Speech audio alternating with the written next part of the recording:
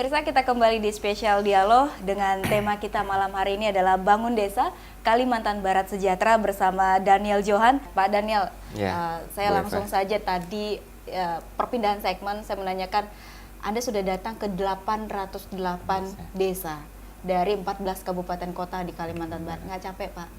Banget, sangat capek. Tapi, nah, seperti apa pertemuan Anda dengan masyarakat di 808 desa? Apa yang keluhan mereka yang paling sering datang kepada Anda? Silahkan. Nah, jadi 6 bulan pertama saya keliling menjadi masa-masa yang sangat berat buat saya. Bukan hanya jalannya yang berat, bukan hanya waktunya. Berarti Anda melihat langsung infrastruktur kita di sana ya? Gimana sangat. Perasaannya? Prihatin? Bang, sangat. Silakan lanjutkan. Juga bukan hanya waktunya yang selama 3 minggu full, saya setiap hari hanya tidur 2-3 jam. Tetapi berat karena di dalam setiap pertemuan dengan masyarakat, saya menjadi sasaran kekecewaan masyarakat. Sekarang ini masyarakat sudah tidak percaya lagi yang namanya partai politik. Masyarakat sudah kecewa dan jenuh dengan yang namanya politisi. Sehingga selama 6 bulan pertama saya banyak merenung, banyak berpikir bagaimana kita harus mengembalikan kepercayaan masyarakat kepada partai politik. Karena suka tidak suka, partai politik seperti Ibu Eva yang punya rahim untuk melahirkan para pemimpin. Kalau yang dilahirkan tidak baik, itu yang membuat masyarakat menjadi susah. Sehingga akhirnya saya setelah 6 bulan memutuskan untuk membentuk sistem yang akan melibatkan masyarakat. Sistem yang mudah-mudahan akan mendekatkan rakyat dengan partai politik dan mudah-mudahan bisa berjalan dengan baik. Oke, sebelum ke sistem, boleh saya tahu daerah mana yang sampai hari ini masih membekas di ingatan Anda pada saat Anda berkunjung 808 desa, dan seperti apa keluhannya? Ada 4 daerah yang sangat parah. Yang pertama Teriak di Bengkayang. Tetapi sudah bagus sekarang karena setelah saya lihat kebetulan kementerian saya programnya masih ada yang kosong, jalanan sudah dibangun di sana 12 km. Gitu sudah oke. Desa Teriak di Bengkayang. Di Bengkayang. Yang kedua Nangangri di Kapuas Hulu. Saya bilang sama masyarakatnya, diganti saja jangan Nangangri karena jalanannya memang sangat mengerikan. Seperti apa mengerikan? Jurang atau terjal atau seperti apa? Rusak. Jadi jangankan mobil, motor pun nggak bisa lewat. Gitu kan. Sangat dalam, rusak gitu. Nah, saya bilang jadi Nangan nikmat saja. Lebih positif seperti itu ya. Yang ketiga itu Tempapan. Tempapan itu di Sambas. Nah, ini punya pengalaman menarik. Kami naik motor berempat. 3 motor rantainya copot, putus. Sehingga nggak bisa melanjutkan, akhirnya kami jalan kaki. Dan motornya diurus besok gitu kan. Sama jalanannya sangat rusak gitu. Yang terakhir yang juga sangat parah itu di Landak, di Darit, di Talak, Desa Tolok. Itu pun buat saya keajaiban karena saya sudah masuk hutan, sudah masuk yang kawasan benar-benar nggak ada apa-apa, masih saja ada kampung di sana. Gitu. Dan di situ kami juga menemukan terenggiling. Anda hoki kalau orang Dayak mempercayai ketemu rezeki ini. Gitu. Ya, mudah-mudahan itu juga menjadi rezekinya masyarakat Tolok. Baik. Apa yang Anda temukan di 4 desa sehingga Anda merasa itu membekas sekali? Ya, merasa saya aja ke sana sekali begitu sulit ya. Bagaimana masyarakat yang setiap hari. Karena bukan hanya merasakan kesulitan, otomatis biaya hidup mereka sangat besar. Makanan menjadi mahal. Hasil produksi dijual ke pasar, biaya menjadi mahal. Anak-anak sekolah bukan hanya sulit, pasti menjadi mahal. Pasti sepatu cepat rusak. Semuanya sementara jelas masyarakat desa pasti penghasilannya nggak sebesar masyarakat di kota, gitu kan. Itu inti dasarnya. Oke, itu intinya. Dan tadi Anda juga sudah menyebutkan sistemnya, sistem yang Anda rancang. Seperti apa? Silakan, Bu. Jadi saya hanya kepada seluruh pendukung, saya cuma mohon satu hal, agar seluruh pendukung tidak bubar setelah pemilu. Tetapi bantu kami untuk mengawal program bersama-sama. Jadi nanti di dalam satu kabupaten kami akan mengangkat beberapa koordinator jaringan. Nanti kita lihat dari sekian banyak koordinator jaringan siapa yang paling dekat dengan masyarakat, siapa yang paling bisa memenangkan hati masyarakat, sama-sama kita angkat menjadi koordinator. Ini untuk menjawab kekecewaan masyarakat tadi? Betul, menjadi koordinator kabupaten. Nah, nanti karena kita punya 14 kabupaten kota, kita juga punya 14 koordinator kabupaten. Saya fasilitasi untuk ngumpul setiap tahun. Waktu saya reses balik ke Dapil, balik ke kampung halaman Kalimantan Barat. Ngumpul bukan buat pesta, tetapi ngumpul untuk membahas program. Dana aspirasi saya sebagai DPR RI, dana aspirasi DPRD Provinsi, dana aspirasi kabupaten mau dikemanakan. Sehingga nanti yang menentukan adalah 14 orang koordinator kabupaten berdasarkan usulan para pendukung yang paling bawah. Para saksi, para tim, para tokoh masyarakat.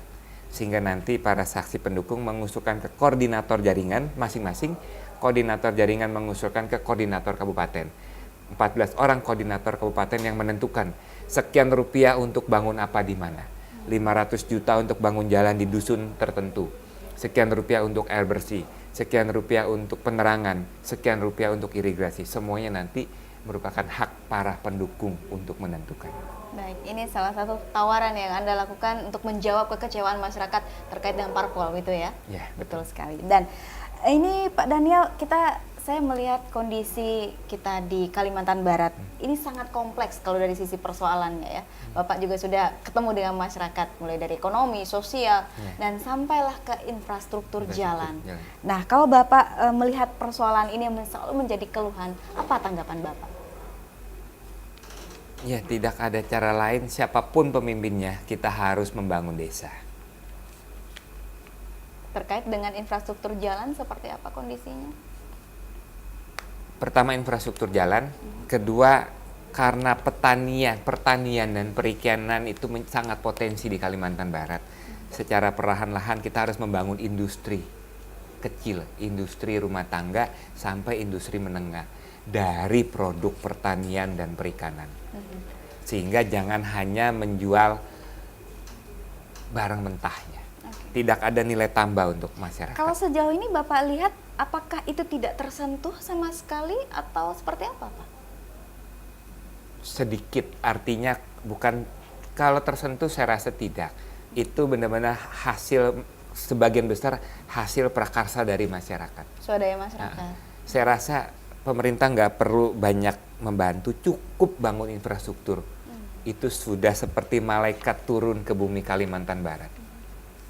Nah, terkait dengan, saya balik lagi ke kasus jalan kita nih Pak, sampai hari ini nggak selesai-selesai, terutama ini katanya jalan nasional. Nah, tanggapan Bapak untuk itu, untuk jalan nasional? Ya, makanya kayak saya di Kementerian KPD tidak bisa membangun jalan nasional, tidak bisa membangun jalan provinsi. Kementerian kami hanya bisa membangun jalan desa.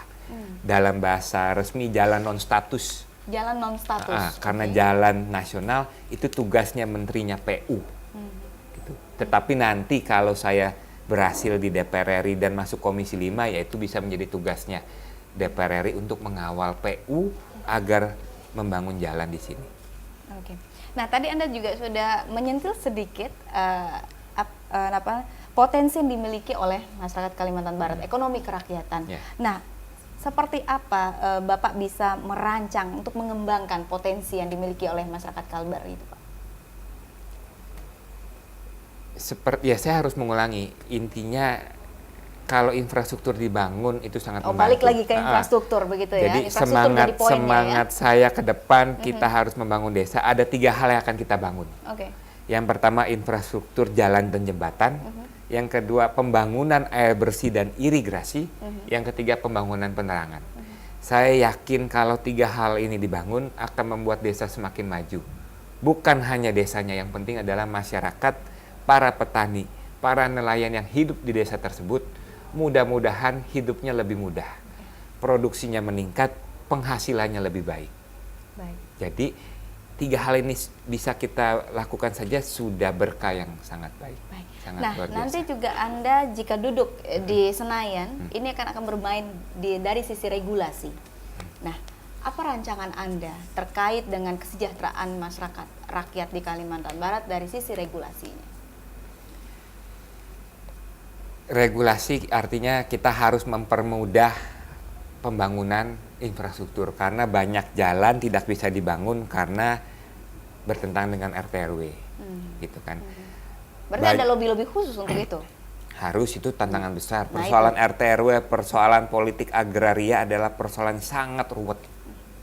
Dan harus punya kekuatan politik, harus punya kemauan politik yang besar.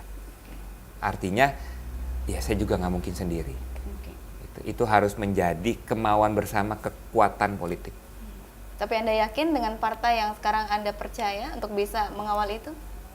Ya, selama mendapat kepercayaan masyarakat dan selama itu menjadi aspirasi terdalam masyarakat, akan kami perjuangkan sejauh sekuat yang kami bisa. Baik. Catatan yang saya dapat di sini, kita sudah panjang dan lebar bercerita siapa Anda, kemudian aktivitas dari partai, kemudian juga belusukan yang Anda lakukan, gitu kan. Anda juga adalah sahabat dari pers, kemudian juga termasuk aktivis di 98. Nah, bekal yang sudah Anda dapatkan sekian banyak ini, seperti apa lagi untuk meyakinkan masyarakat di luar sana? 14 kabupaten kota Kalimantan ini, Pulau Jawa 4, baru 1 Kalimantan Barat loh Pak. Nah, seberapa Anda bisa meyakinkan masyarakat bahwa Daniel Johan bisa membawa suara mereka di Senayan? Nah, saya justru harus mohon maaf kepada seluruh masyarakat di Kalimantan Barat. Karena saya harus bicara jujur. Saya tidak akan menjanjikan kalau masyarakat mau pilih saya karena janji, lebih baik pilih yang lain. Tidak perlu pilih saya. Tetapi yang saya tawarkan adalah hanya satu. Ayo kita berjuang bersama untuk kebaikan masyarakat di Kalimantan Barat. Ke depan kita harus membangun desa, ke depan 3 hal tadi yang harus kita bangun. Itu yang hanya bisa saya komitmen, bukan kepada masyarakat, tetapi komitmen, janji, tekad di dalam diri saya. Baik, itu luar biasa sekali karena Anda sudah dengan lantang tidak menjanjikan apapun dan jangan pilih jika hanya untuk mencari janji. Baik Pak Daniel, nanti kita akan ulas lebih lanjut lagi terkait dengan persiapan pemilu legislatif. Banyak nih Pak isu-isu yang beredar, nanti saya tanya ya. Baik pemirsa, spesial dialog bersama Daniel Johan untuk calon DPR RI PKB nomor urut 1 Dapil Kalbar akan segera kembali.